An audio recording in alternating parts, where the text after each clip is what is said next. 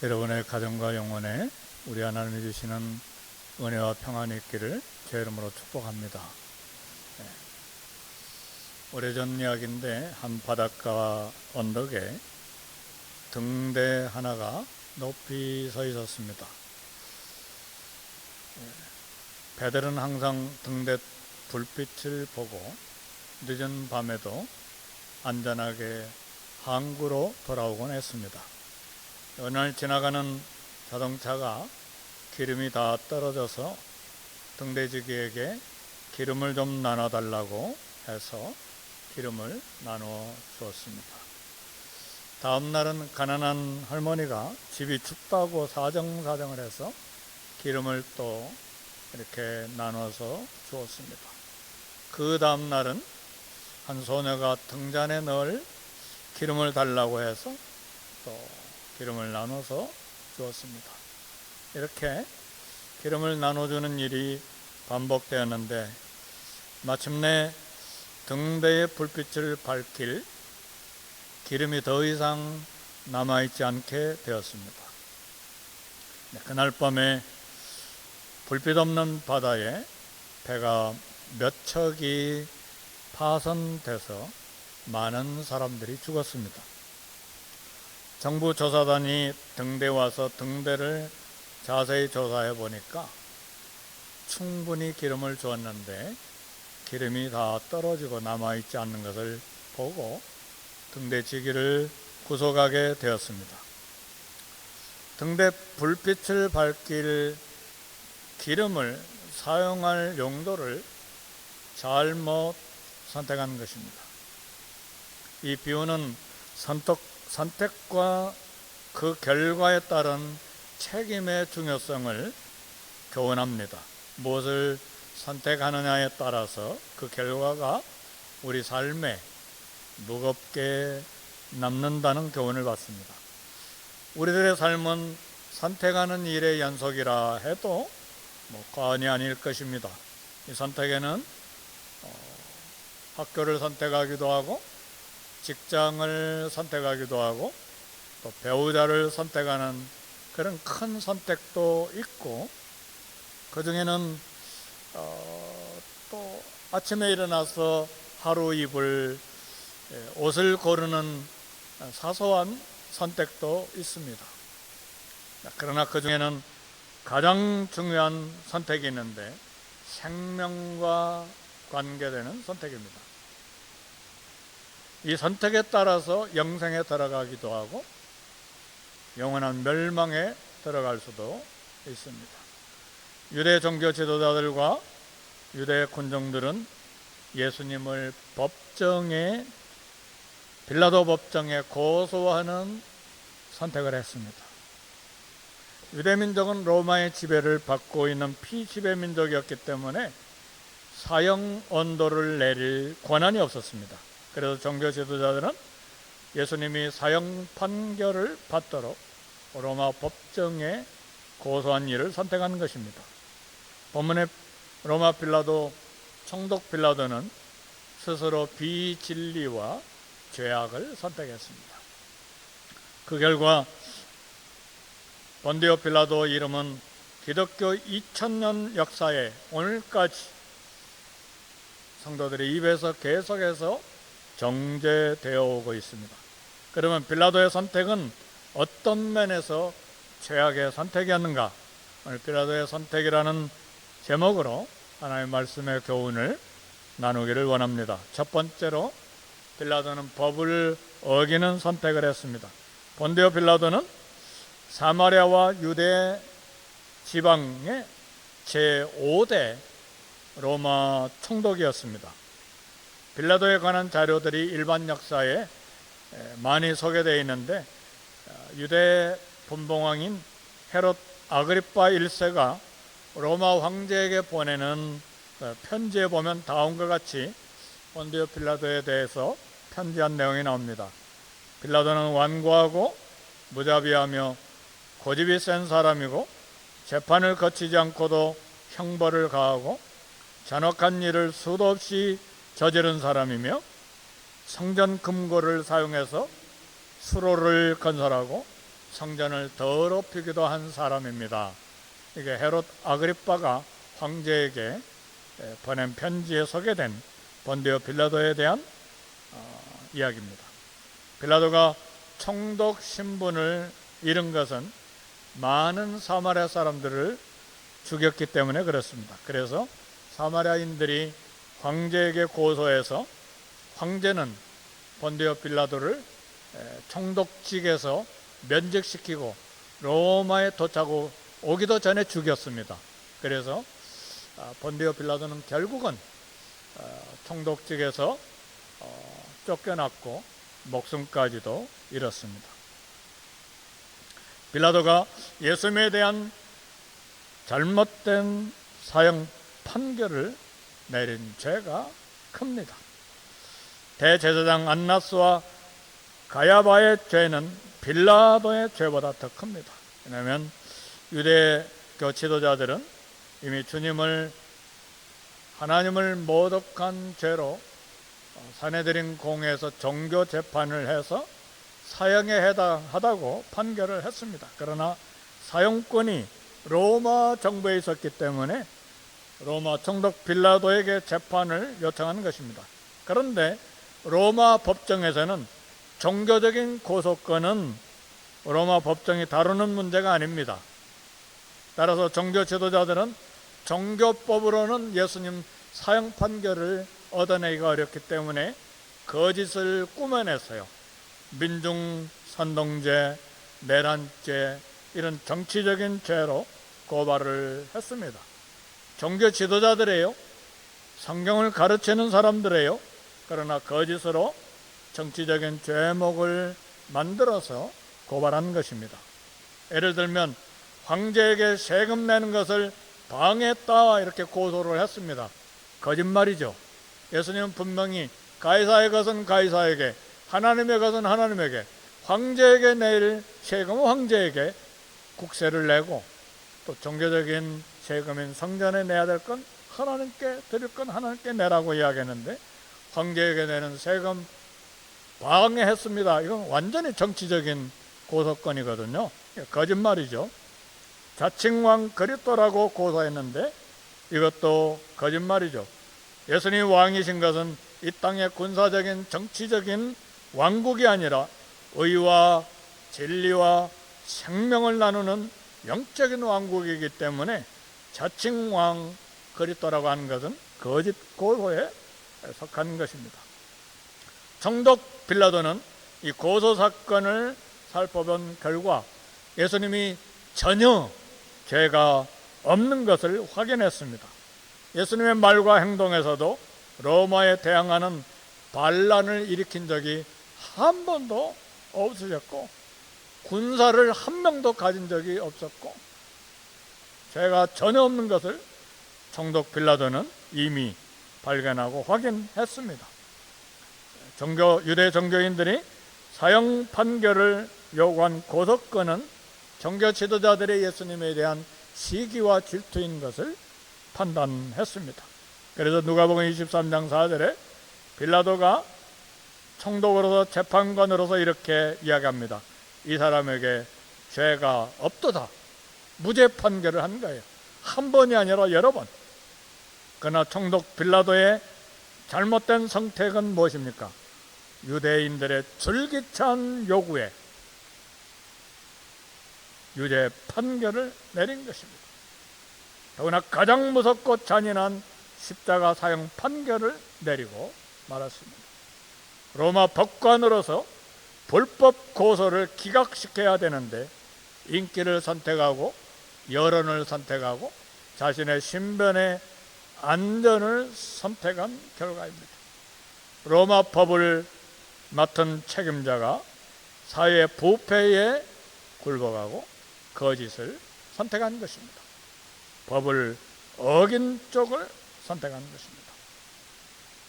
헤롯에 대해서도 우리 잠깐 생각해야 될 텐데 군중은 고소할 때에 예수님이 갈릴리로부터 예루살렘까지 소동을 일으킨 내란죄가 있다고 이렇게 고소를 했는데 빌라도 귀에 들어온 단어가 갈릴리 지방이라는 단어예요. 귀하다고 생각했어요. 이 골치 아픈 예수 고소 사건, 갈릴리 지방? 그러면 갈릴리 지방 거기 법정에 넘기면 되겠다. 근데 마침 갈릴리를 통치하는 헤롯 안디바가 예루살렘에 와 있었어요. 그래서 갈릴리 지방 출신인 예수님을 그곳 통치자 헤롯에게 보내서 재판권을 떠맡겨버린 거예요. 넘겨버린 거예요. 헤롯 안디바는 어떤 사람인가? 아버지 헤롯 대왕이 죽은 후에 아버지 헤롯 대왕은 베들레헴 어린아이들을 죽인 그 예수님 아기 때에 있었던 왕이죠. 그가 죽은 후에 갈릴리 지방 분봉왕이 되었는데, 헤롯 안디바는 이복 동생 헤롯 빌립 집을 방문했어요. 이복 동생 헤롯 빌립이니까 헤롯도 분봉왕이죠. 네, 거기 방문했다가 동생 빌립 아내의 마음을 빼앗겨 버렸고, 둘이 부정한 관계를 갖고 동생 빌립 집에서 그 아내를 빼앗아 도망쳐 나왔습니다. 그래서 헤롯 안디바는 동생의 아내를 빼앗은 죄로 갈릴리 요단강에서 말씀을 선포한 세례 요한이 계속해서 동생의 아내를 빼앗은 것은 옳지 못하다 계속해서 책망했습니다. 그런 책망을 받은 헤롯 안디바 회개하지 아니하고 오히려 요한을 감옥에다 가두어 버렸습니다. 헤롯이 자기 생일잔치 때 새로운 아내가 된 헤로디아의 데리고 온 딸, 자기 딸이 아니고 새로운 아내가 데려온 딸이 춤에 넋이 나가 버렸어요. 헤롯은 딸 춤에 취해가지고 그 어부 딸에게 원하는 건 다 주겠다, 나라의 절반이라도 주겠다 약속을 했습니다. 헤로디아의 딸은 자기 어머니에게 가서 헤로디아에게 아버지가 나라의 절반이라도 주겠다는데 뭘 요구할까요? 이 새로운 아내가 세례 요한의 목을 달라고 해서 목을 잘라서 쟁반에 얹어달라고 해라. 그래서 헤롯은 세례 요한의 목을 잘라서 쟁반에 담아서 딸에게, 어부 딸에게 준 거예요. 이 헤롯 왕가의 이 잔악무도한 악한 도덕적이고 윤리적이고 불법적인 건 셀 수도 없이 많아요. 네, 설교 시간이니까 간단하게 이렇게 소개할 뿐이에요. 그런데 문제는 그 후에 헤롯이 예수님이 기적을 행하실 때마다 세례 요한이, 내가 죽인 세례 요한이 다시 살아났다 외친 거예요. 그래서 예수님 만나보기를 무척이나 원하고 또 원했는데 빌라도가 예수님을 잡아서 자기 앞에 보낸 거예요. 헤롯은 여전히 악한 사람이었고 예수님을 즐기려고 했을 뿐입니다. 헤롯이 원했던 것은 천박하게도 기적을 좀 구경하려는 그것밖에 없었어요. 예수님 한 번은 이 헤롯을 향해서 여우라고 말했죠. 저 여우, 그렇게 말씀하셨습니다. 좋게 보시지 않은 거예요. 예수님 이런 헤롯 앞에서 아무 말도 하지 않으셨어요. 한마디도 하지 않으셨어요. 대제사장들과 서기관들이 헤롯 왕 앞에 와서도 예수님을 계속해서 고소했지만 주님은 말씀 한마디도 하지 않으셨어요. 부당하게 비난을 받을 때 급한 마음으로 대답하기가 쉽습니다. 진실을 밝히기 위해서 때로는 변명이 필요할 때도 있죠. 그러나 분노는 큰 싸움으로 발전합니다. 진실은 때가 되면 자연스럽게 드러나게 되고 결국은 하나님이 판결하십니다. 진리가 드러나게 되는 것이죠. 그래서 우리 주님께서 보여주신 대로 필요할 때 우리는 침묵하는 지혜가 필요합니다. 헤롯과 빌라도는 악한 목적을 위해서 연합하는 선택을 했습니다. 헤롯은 예수님을 업신여기고 희롱하고 빛난 옷을 입혀서 빌라도에게 다시 되돌려보내는데 오늘 누가복음 23장 12절에 보니까 헤롯과 빌라도는 전에는 원수였지만 지금은 서로 친구가 되었다고 그랬어요. 총독 빌라도나 헤롯 왕은 둘 다 로마 황제가 임명한 사람들이에요. 총독 빌라도는 로마 정부가 보낸 군인 출신 총독이고, 헤롯 왕은 유대 지방의 분봉왕으로 피지배 민족의 주권자로 임명한, 두 사람 다 로마 황제가 임명한 사람들인데, 그 팔레스타인 지방에 통치하면서 주도권 때문에 서로 긴장하고 갈등하는 원수 관계였어요. 그러나 예수님이 재판을 받는 날에는 이상하게도 둘이 서로 친구가 된 거예요. 이들이 친구가 되었다는 것은 존경하고 아끼는 우정을 맺었다는 말이 아닙니다. 예수님을 고소하는 과정에서 서로 정보를 주고받았다는 말입니다. 악한 자들도 악한 일을 위해서 서로 협력 관계를 맺는 경우가 있습니다. 우리 그리스도인들은 이런 종류의 인간 관계를 절대 선택하면 안 됩니다. 시편 1편 1절에 보니까 복 있는 사람은 악인의 꾀를 좇지 아니하며 죄인의 길에 서지 아니하며 통하는 자의 자리에 앉지 아니하고, 악인의 꾀를 좇지 아니한다는 말은, 꾀는 원어 성경에 보면 상담으로 되어 있어요. 죄인과 아무리 이익과 내게 흥미가 있어도 악인의 상담을 받지 않는다는 말이에요. 죄인과 같은 장소를 선택하지 않는다는 말이죠. 교만한 자와 같은 자리에 동석하지 않는다는 말입니다. 사랑과 진실에 기초하지 아니한 악인과의 우정은 결코 선한 열매 맺을 수가 없습니다. 그런 불의한 결탁과 친구가 된 것은 스스로 구덩이에 빠질 수밖에 없습니다. 우리 그리스도인들은 헤롯과 빌라도가 악한 이익에 친구가 되는 손잡는 그런 선택은 피해야 합니다. 다윗과 요나단 같은 상대에 대한 존경과 사랑에 기초한 관계를 가져야 될 것입니다. 고린도후서 6장 17절 보니까 너희는 믿지 아니하는 자와 멍에를 같이 하지 말라. 의와 불법이 어찌 함께하며 빛과 어둠이 어찌 사귀며 그랬습니다.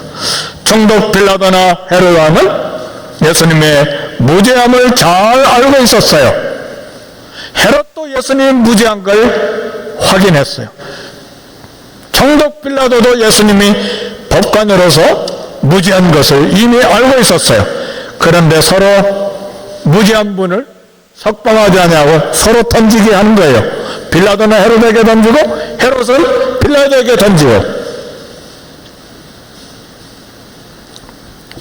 그래서 헤롯도 예수님께 죄가 없기 때문에 빌라도에게 다시 보낸 것입니다. 이것이 악한 목적을 위한 결탁을 선택한 헤롯과 빌라도의 모습입니다. 우리가 생각해야 될 것은 양심의 소리에 귀를 기울여야 하고 진리에 귀를 기울여야 됩니다. 총독 빌라도는 예수님의 무죄임을 알았기 때문에 양심적으로 판결했어야 하고 로마 법관으로서 법에 충실한 판결을 내려야 했습니다. 그러나 자신의 정치적인 안전을 위해서 양심보다 타협적을 선택했습니다. 양심은 하나님께서 타락한 인간에게 남겨주신 하나님의 은혜예요. 하나님의 형상이에요. 그러나 빌라도는 이권과 신변 안전을 위해서 양심을 속이는 방향을 선택한 것입니다. 우리 주변에도 양심이 무뎌지고 수치를 모르는 사람들이 많습니다. 빌라도가 예수님을 십자가에 사형에 내준 것은 진리를 짓밟은 거예요. 로마 당시의 모든 총독들은 빌라도가 진리를 짓밟고 로마 법에 정직하지 않았다는 사실을 다 안 사실이에요. 그러나 빌라도는 자신의 안전을 위해서, 이권을 위해서 양심을 속이는 방향을 선택하는 것입니다. 사랑하는 성도 여러분, 빌라도와 헤롯, 종교 지도자들, 군중과 가룟 유다 모두 다 공범들이죠. 그러나 오늘 우리도 예수님을 십자가 죽음에 몰아넣은 같은 죄인들입니다. 왜요? 나의 죄를 위해서도 우리 주님이 십자가에 매달리셨기 때문에 그렇습니다.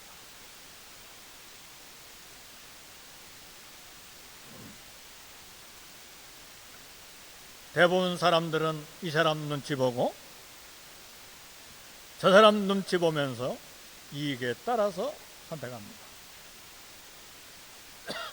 심지어는 자신의 삶의 의미와 자신의 삶의 가치관도 버리고 이익을 선택합니다. 어쩔 수 없는 상황 때문이라 변명하고 다른 사람에게 책임을 전가하기도 합니다. 빌라도는 이런 식으로 자신의 양심을 짓밟고 사람들이 보는 앞에서 손을 씻었습니다. 그러나 손을 씻었다고 책임에서 벗어나지는 못합니다. 로마서 14장 12절에 보니까 우리가 각각 자기 일을 하나님께서 하실 대로 말씀드릴 것이라 그랬습니다. 우리는 그리스도인으로서 진리를 향한 바른 선택을 할 책임이 있습니다.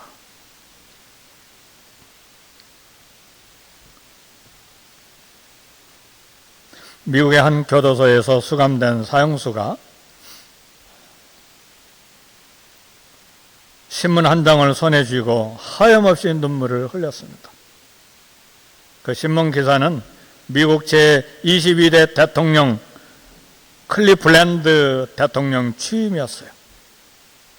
간수가 왜 신문 한 장을 부여잡고 그렇게 우는지 사형수에게 이유를 물었습니다. 사형수가 고개를 떨구면서 말했습니다. 대통령으로 취임하는 클리플랜드는 나와 대학교 동창입니다. 어느 날 대학교 수업을 마치고 나오다가 우리 둘은 교회 종소리를 들었습니다. 클리플랜드가 나에게 이야기하기를 야, 우리 교회 가보자. 그때 나는 거절했습니다. 클리플랜드는 교회로 가고 나는 술집으로 향했습니다. 세월이 흐르면서 두 사람의 인생은 완전히 달라졌습니다. 그것이 우리의 운명을 확연하게 갈라놓았습니다. 클리플랜드는 그날 새 삶을 다짐했고 나는 술에 빠졌습니다. 그런 사형수가 그런 고백을 했습니다.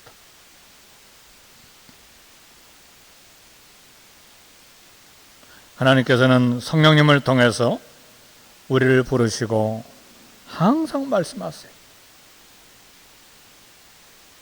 날마다 성경 말씀과 양심에서 나오는 음성을 듣고 선한 선택을 해야 합니다.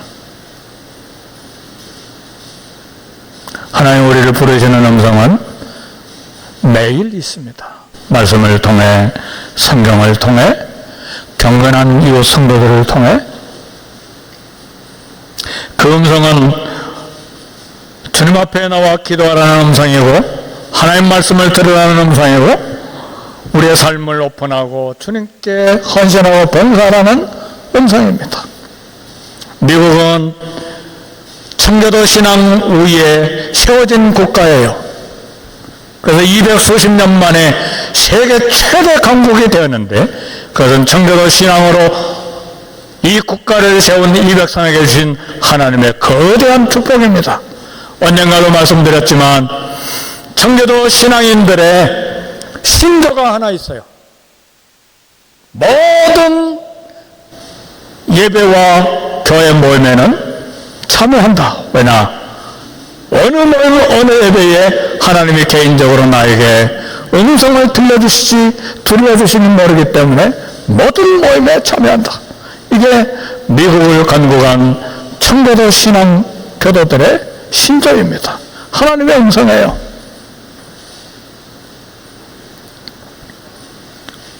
영어에 이런 격언이 있습니다. 격언이면서 교훈이 되는 이야기입니다. 화가 날 때 절대로 대답하지 말라. 왜냐하면 분노의 선택은 관계를 파괴시키기 때문에 그렇습니다. 두 번째는 행복할 때 절대로 약속하지 마라. 그 이유는 감정에 들뜬 약속을 하다가 나중에 후회한다는 것이죠. 세 번째, 슬플 때 절대로 결심하지 말라. 왜냐하면 슬프고 절망할 때 선택은 뒤틀린 삶, 경사진 삶을 걸어갈 수가 있기 때문에. 그래서 오직 사랑이 생각하는 이유가 되고 사랑이 말하는 근거가 되고 오직 사랑만이 우리의 행동의 모든 선택이 되어야만 합니다. 생각의 선택, 혀의 말의 선택, 행동의 선택에 따라서 우리 인격과 운명이 결정됩니다. 예수님은 우리를 위해서 사랑을 선택하시고 예수님은 저와 여러분을 위해서 용서를 선택하시고 예수님은 저와 여러분을 위해서 인내를 선택하셨습니다. 따라서 우리의 말과 우리의 생각과 우리의 행동은 하나님 앞에서 거룩하게 선택이 되어야 됩니다. 생각과 말과 행동, 하나님 앞에서 양심의 소리에 따라서 말씀을 따라서 선택하는 저와 여러분이 되시기를 주의 이름으로 축복합니다. 우리 말씀 생각하시고 1, 2분간 같이 기도하십시오.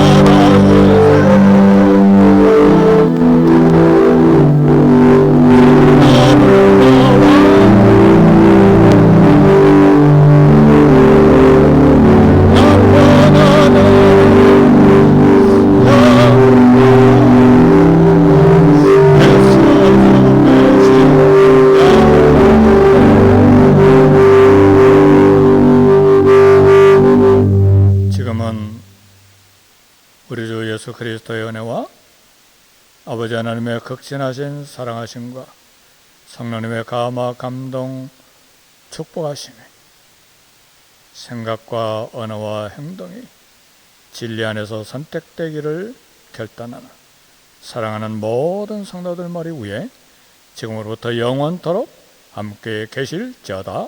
아멘.